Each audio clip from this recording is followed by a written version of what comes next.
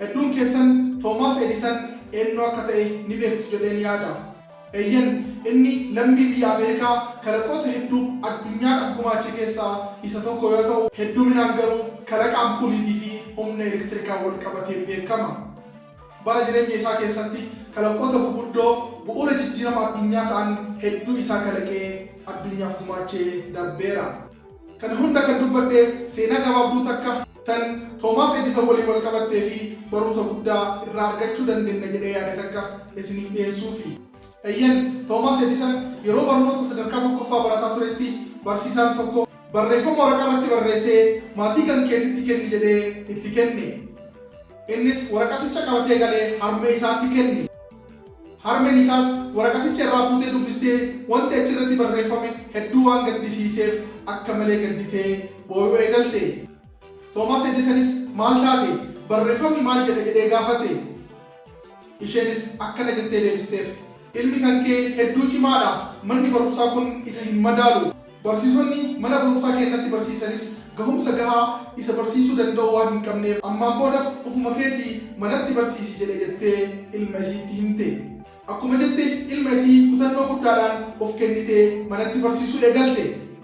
Toomaas Edisonis haaluma kanaan cimee baratee erga haati isaa duutee kalaqoota gurguddoo akka addunyaatti maqaa isaa waamsisan hedduu kalaqeen booda guyyaa tokko meeshaa manaa osoo olii gadi oofu waraqaa cabsamee kahame tokko arge. Waraqaticha banee yoo ilaalu waraqaan sun kan barsiisaan isaa jalqaba yeroo inni barataa ture maatii kan keetitti kenni jedhee itti kenne ture. Barreeffamni achirratti barraa'es ilmi kan kee dhibee sammuu dhukkubsata waan ta'eef waan tokkollee qabachuu hin danda'u. Kanaafuu ammaan booda mana barumsaa kana akka dhufu hin barbaannu kan jedhu ture.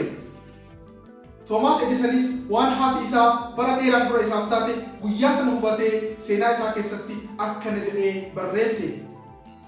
Toomaas Edison nama barsiisaa isaatiin shamaadha jedhamee gatamee ture gootittii haadha isaatiin nama cimaa kalaqa addaa kan yeroo sanaa qofa osoo hin taane kan jaarraa sanaa kan naannoo tokkoo qofa osoo hin taane kan addunyaa guutuu ta'uu danda'e.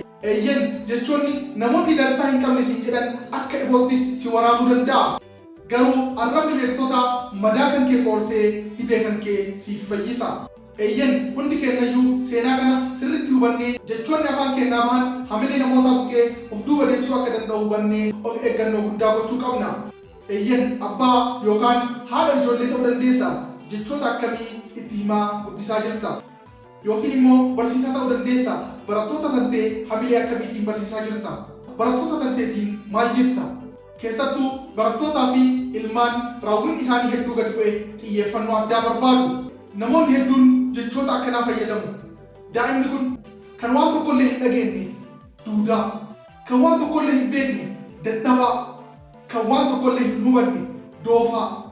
Ati hoo bifuma kanaan jechoota hamilee ilmaan hegeree boruu ta'an tuqanii of duuba deebisaan fayyadamtamoo cimaa koo jajjabee koo jettee hamilee itti horta.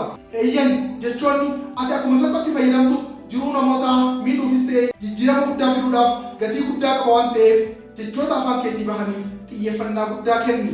Hedduu galatoomaa fayyaa ta'a. Maatii tiktaakii kennaa ta'uu fi yuutuubii kenna sabskiraayib gochuu hin irraanfatina.